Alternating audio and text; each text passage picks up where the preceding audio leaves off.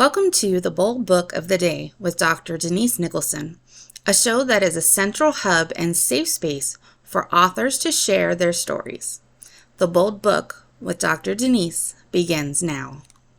Hello, everyone. Welcome to the Bold Book of the Day. My name is Dr. Denise Nicholson, and I am in charge of this podcast. And this podcast is for everyone or anyone looking for inspiration. Today's episode is with the beautiful Alana Major. Welcome, welcome, welcome, Alana. Thank you so much for having me, Denise. I am honored to be here with you. You are so welcome. Let me tell you guys a little bit more about Miss Alana Major. Early on, Alana Major was determined to be a gifted, eloquent, and natural leader. Her development pursuits culminate with a Master of Business Administration degree in Healthcare Administration, numerous industry designations, and recently headed one of the largest insurance companies in the Bahamas.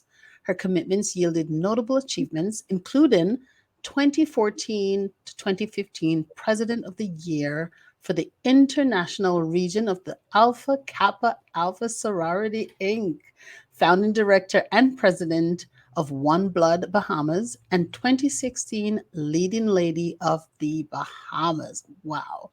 Her evolution continues as an entrepreneur, head consultant, PHA Director of Foundations, author and poet, public speaker and motivator, TV and radio host, and as a woman on a mission fighting causes larger than herself, whilst embracing change for the better. Alana is also one of the co-authors of Becoming Dynamic. Yes. This book is stories of women rising to greatness despite their circumstances, and you will get to hear from the other authors. There are 20 of us in all. It was edited by me, Dr. Denise Nicholson, and the foreword was written by none other than Miss Lisa Nichols Hall. Welcome, Alana. Thank you. Wow, that was quite a bit. It's different when you hear someone else read it.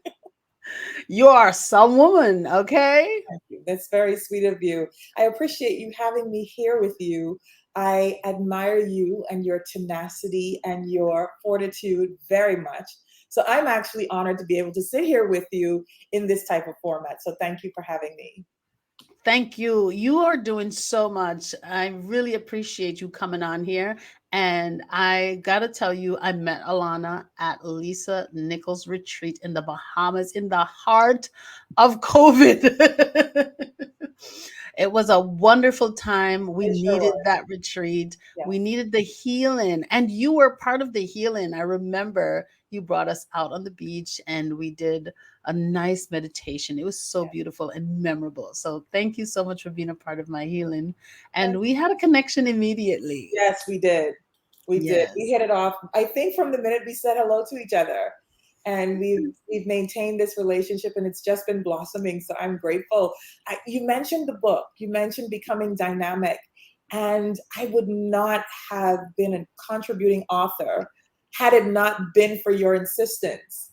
I remember saying to you, I've never written a book before. I've never even contributed to a book before, and the only thing that I do is write poetry. And you said, sure, we can add your poetry. So for that openness, I appreciate you, because that made all the difference. And if you had not done that, I would not be sitting here with you in this format today. So I owe it all to you. Thank you very much.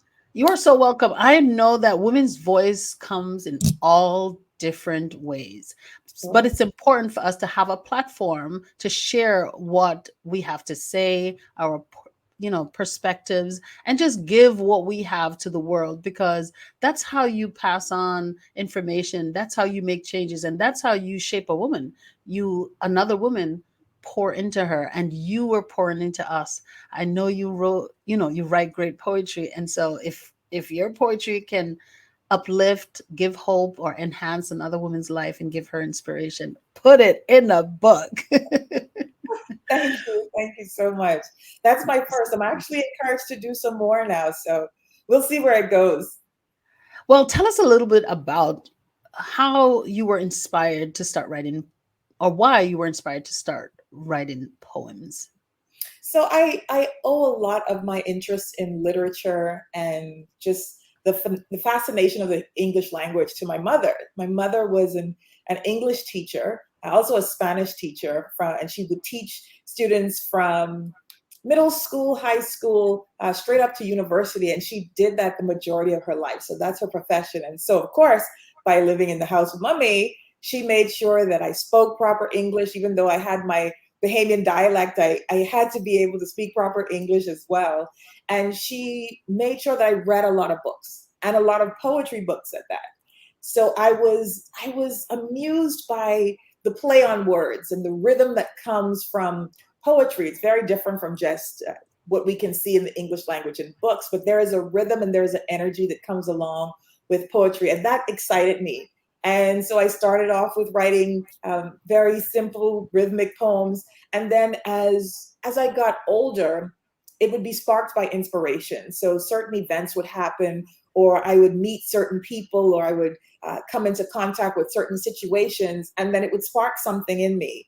And then I would write. So I usually only write when motivated. So I have a small collection of poems, but to me, they're very meaningful. Every single poem that I've written has some connection to something that has happened, or someone I've met, or some impact that life has had on me. So that's how I got into it, and that's why I'm so entertained and I enjoy it so much. Wow. So your mom is probably one of the most, I guess, influential persons in your life, Absolutely. because, among other things, moms help to shape us, but she also helped to shape this beautiful career. And you bringing out this great message, or these great messages that you poured into this book for women. Do you have your book with you? I have my poems here. I would love to read one. I would Yes, love to please read grace a us, poem for you. bless us. Yes, thank you so much. Just choose So, one and let's hear it. yes, this is a very quick, short poem, but it is so meaningful, and I hope you enjoy it as much as I enjoyed writing it. It's entitled Destiny. Destiny, like a cheetah pursuing its prey, will, in quiet and undetectable fashion, observe and strategically await the precise moment to pounce and render you helpless to fate. Wow. Short and sweet. I Short and love it. sweet. Short and sweet. How many poems have you written? I believe my collection has, I want to say, between 20 and 30 poems. Beautiful. Now, I know you read a poem at Lisa Nichols' wedding. We were all like Yeah, boo-hooing. I sure did. I wrote that specifically for her and for that special day. Oh, because I was thinking, where did that inspiration come from?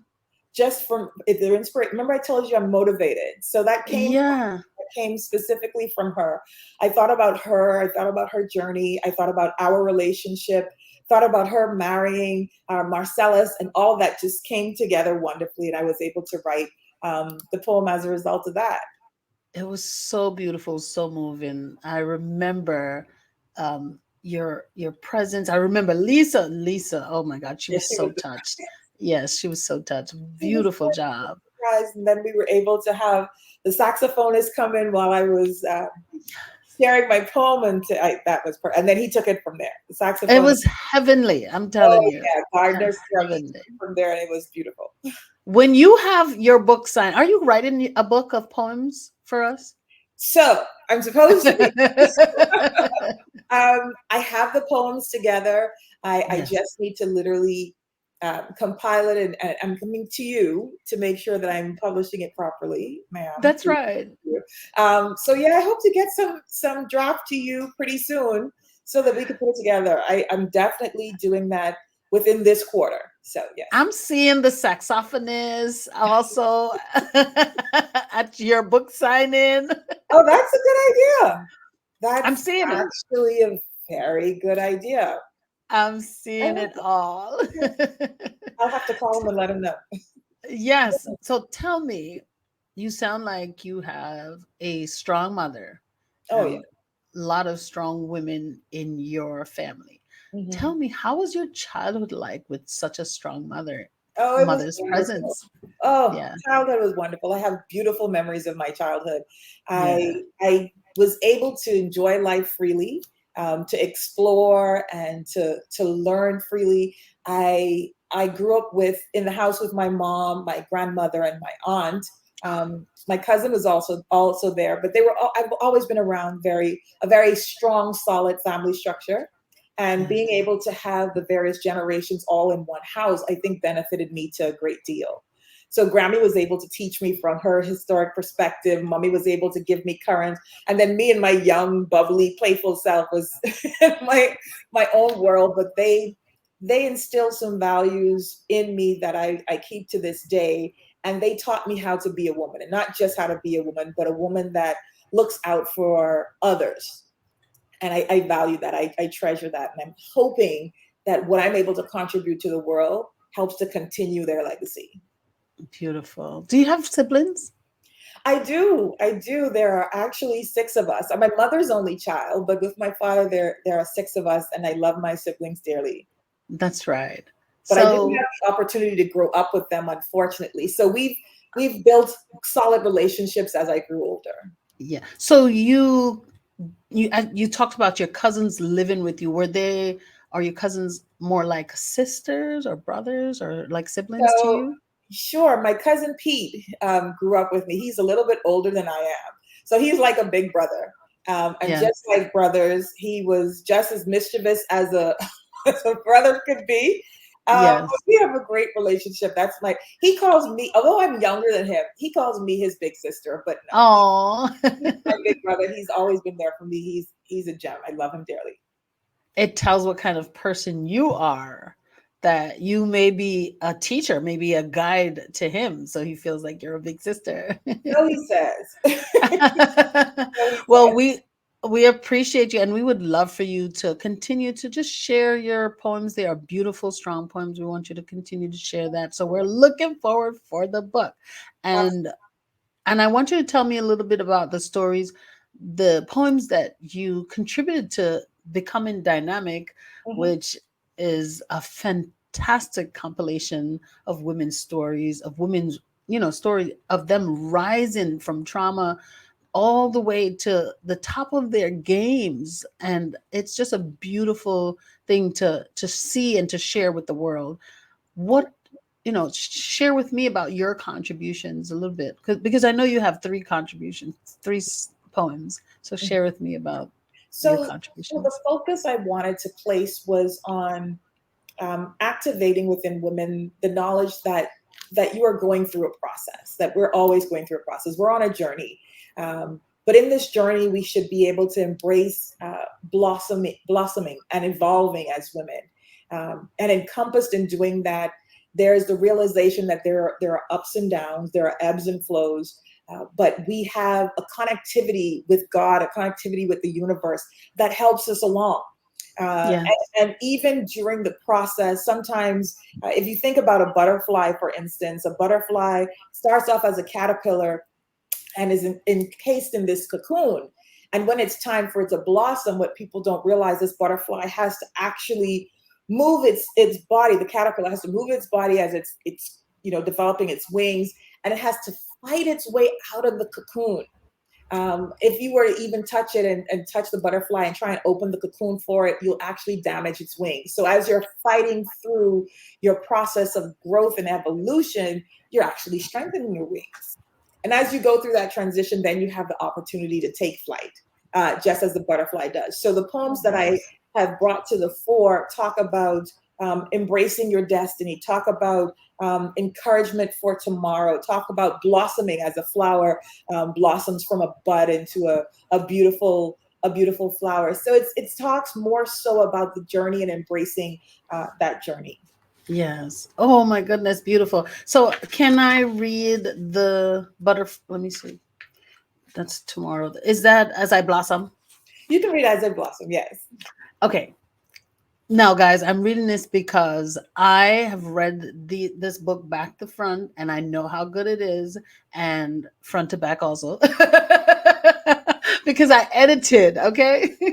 Anyway, so I know how good it is, but I want you to hear a little bit of why this is such an important platform for us to just keep Sure. promoting, because it's important for women to not just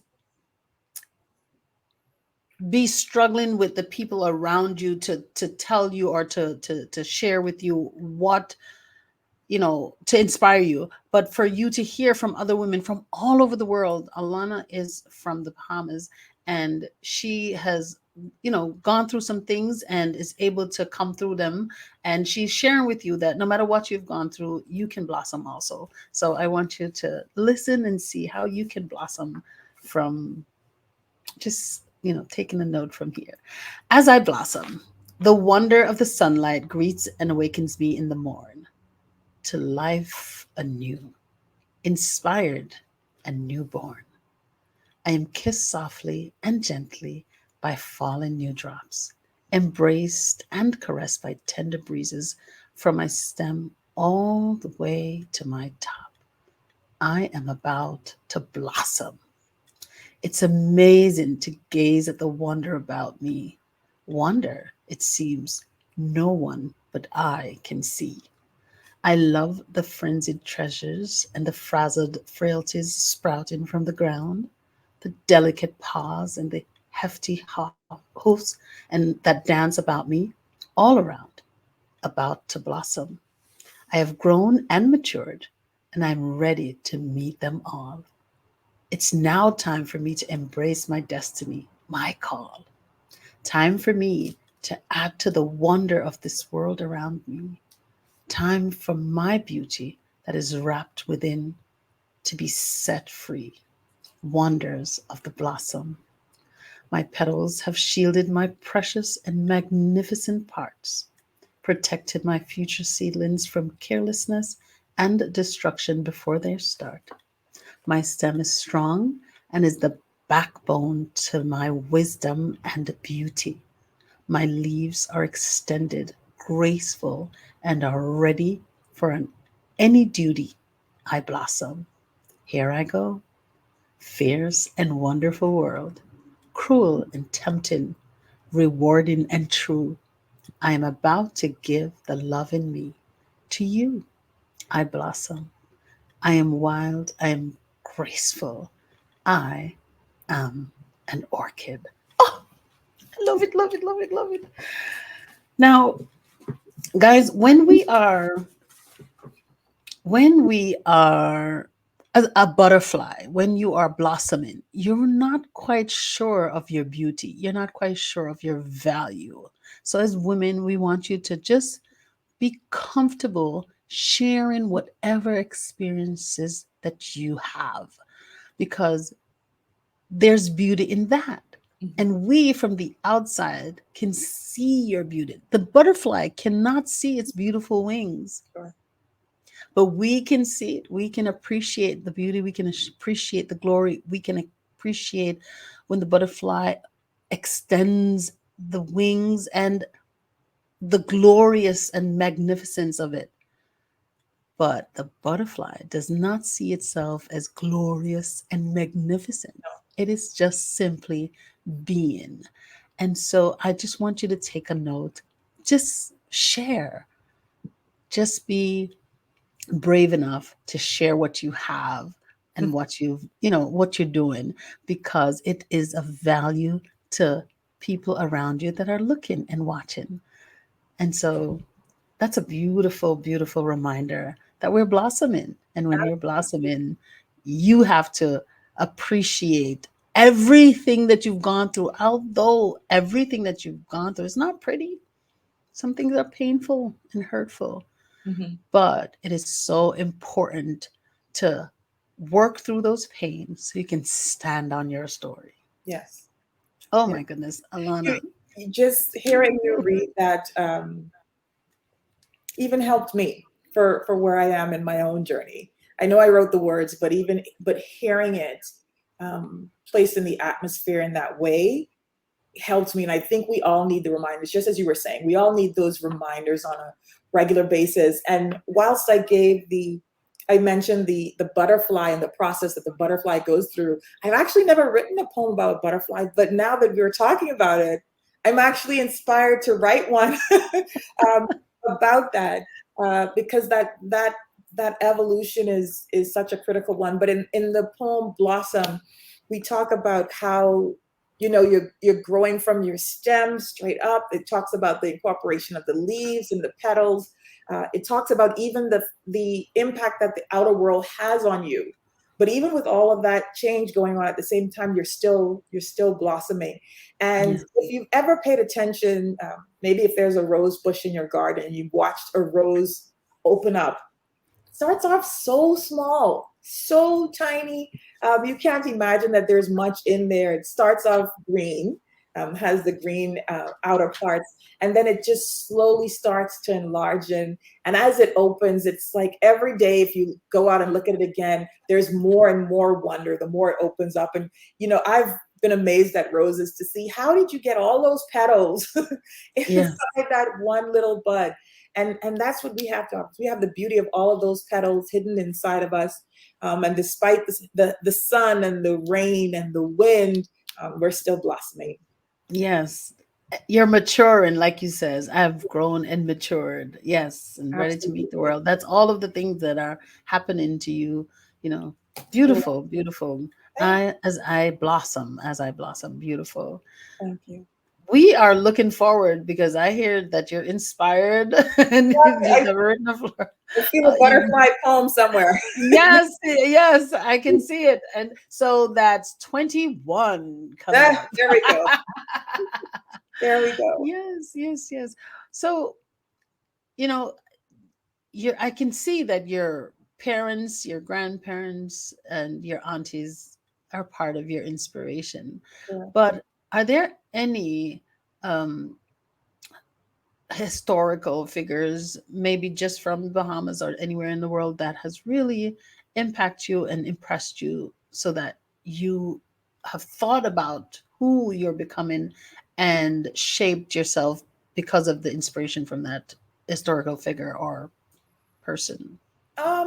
There are a number of women and men, actually, historically, that I can reflect on, that I look to for inspiration. Cristina Hernandez, the former president of Argentina, she is a very dynamic woman, and I admire her strength. I remember her class, her character, and so, without knowing even too much in depth about her, just being able to take a glance at her and her achievements is something that I admire. And being able to hold a public office like that, which I'm sure comes with a lot of challenges, but to still maintain your elegance and your class, and be an inspiration to other women, I admire that, because that's something I want to be able to do.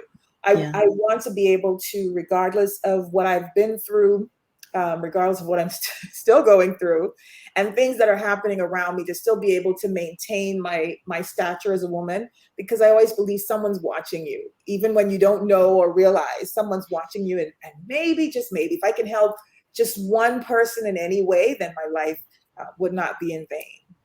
Oh, beautiful. Oh, beautiful, Alana. Thank you so much.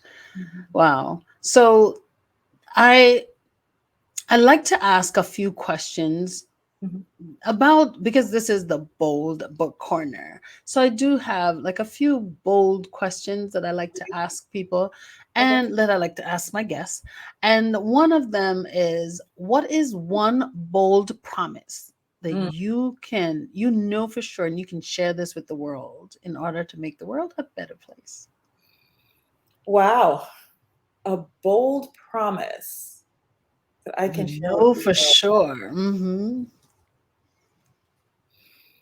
Boy, Denise, that's heavy. That's a heavy one. Yes, I know. I think the bold promise I can make to the world would be that I will embrace the courage to be absolutely everything I truly feel deep down in my heart that I can be. That'll be my bold promise. Listen, you got it. You got it. That's perfect. Yeah. Good one. All right. Second one. What is a bold statement that you can share with your audience that can cause a paradigm shift for them? A bold statement. That can cause a paradigm shift for your audience. I believe that if you can have the courage to look yourself in the mirror every single day and tell yourself, I love you and I'm going to do the best for you every day, that can change your life. Oh, I love that. That is that will cause a paradigm shift, people. Okay. I hope you guys are writing these answers down because Alana came with it this morning. Okay. That's actually something I do. You know, I'll go back to your questions, but just let me say this. Yes, please. We look at everybody else every single day. We see everybody else every day. We wake up, we embrace our spouse, we say, good morning, my love. We see our family and friends, we embrace them. We look at them and we encourage them and we speak to them. But how many people can actually look in the mirror at themselves for a straight minute? Don't look away, just look straight at you and speak straight to you. And encourage you and love you and say, I love you. I appreciate you. I thank you.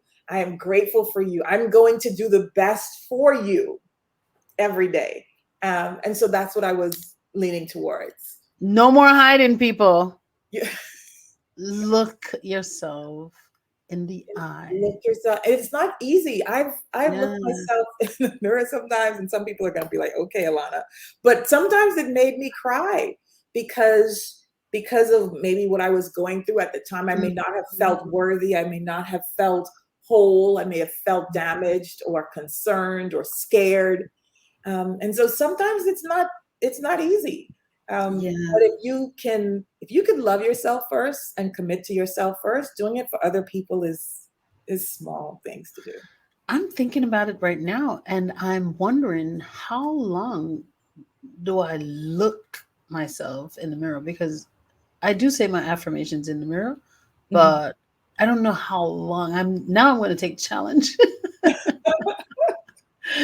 I'm going to look myself in the mirror. Good morning, love. Yes. And you see, a lot of times when we do look ourselves in the mirror, we're preparing for the day. So we're distracted. Yeah.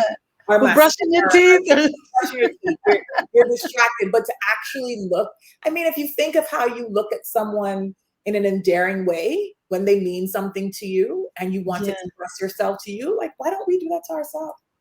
Wow. I'm taking notes and I'm doing that. I'm going to begin that as of tomorrow. Okay. I'm going to start that. As a matter of fact, I'm going to start that today. After this interview, I'm going to look myself in the mirror. What do you want me to say to myself? I promise to love you and to take care of you. I am grateful for you. Oh, I promise to love you and take care of you. And I'm grateful for you. I'm grateful for you. Alana, you're a powerhouse, okay? Thank you. I have more. Just one more. This one is... You ain't playing with me. There's some heavy ones, but let's go. I'm ready. You can't play with these baby girls. Oh, yeah. They deep, okay? So, what's a bold move that you'd like to make in the future? Well, I said it already. I need to get this book out. This book of poetry, and then I'll say it here because I put the words in the atmosphere, and I have to commit to it because once you release the words, it's gone. I've been talking about writing a book about my son and about the experience of losing my son. So I'm gonna do it. Now, I know that is a very tough place. Are you ready to share that with the world so that somebody else can heal, or are you ready to just let it out? Both. Yes. Absolutely both. I'm wise enough to recognize that I'm going to need a lot of help. Yes. Going through the process of talking about losing Che, my son Che Carson Major, talking about losing Che has not been easy. It's still a work in progress, and so I need to share what has happened. I need to honor his memory. I love him very much, and he means the world to me, to my husband, to my family. So sharing what has happened keeps his memory alive and also encourages other women that may go through challenges when it comes to bearing children, carrying children, bearing children. They would be able to be encouraged. And even for women that have children, to know that they can always treasure them, because some women have gone through many challenges to bear children and still may not have children yet. And for us to be gracious and gentle to each other. Sometimes we can be a little too cold and callous and not realize the weight that some women carry. So you said I looked beautiful here today, but I'm carrying this weight of losing my son, and it hurts me. It hurts me deeply, and so I'm still healing from that. And I'm not gonna cry. Not gonna cry, but I'm still healing from that. And the positive thing to take away from that is you can get through it. Yes. I felt like my entire world ended and collapsed on top of me, and a lot of it was very difficult. As you know, I almost died, and going through the process of losing him, but I'm here. And so Yes. if I have the opportunity to be here and can say to some other woman, you may have had losses, you may have even lost your child, but it's going to be all right. We can get through this together. Then I Yes. want to be able to do that. And I'm so grateful and thank you so much for being so vulnerable, because I know that that comes from a really protected space. So thank you for, being so vulnerable and sharing that with us. And in sharing that, there's another woman out there. When we share our stories, it is so important, because there's another woman out there that has gone through something similar, and she's saying, I connect with her. I am not the only person. And just that alone, just knowing that you're not the only person that has gone through that, is hope for someone else. So thank you so much for mentioning that here. Yeah. And feel my hug, because I'm hugging you right now. Good one. That feels good. Love you so much, Alana. Thank you. Where can people connect with you and get some more of you? Because So we're all falling in love with you. this goes back to my bold move, right? So I must Yes. be the last person on earth that's not on social media. I think you and I talked about this, and you've been encouraging me to get onto social media. I'm going to do better.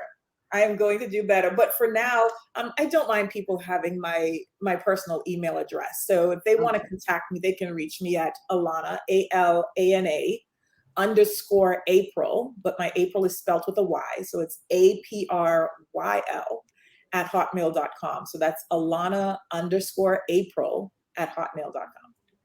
We are going to tag that information so that you guys can connect and send her a letter.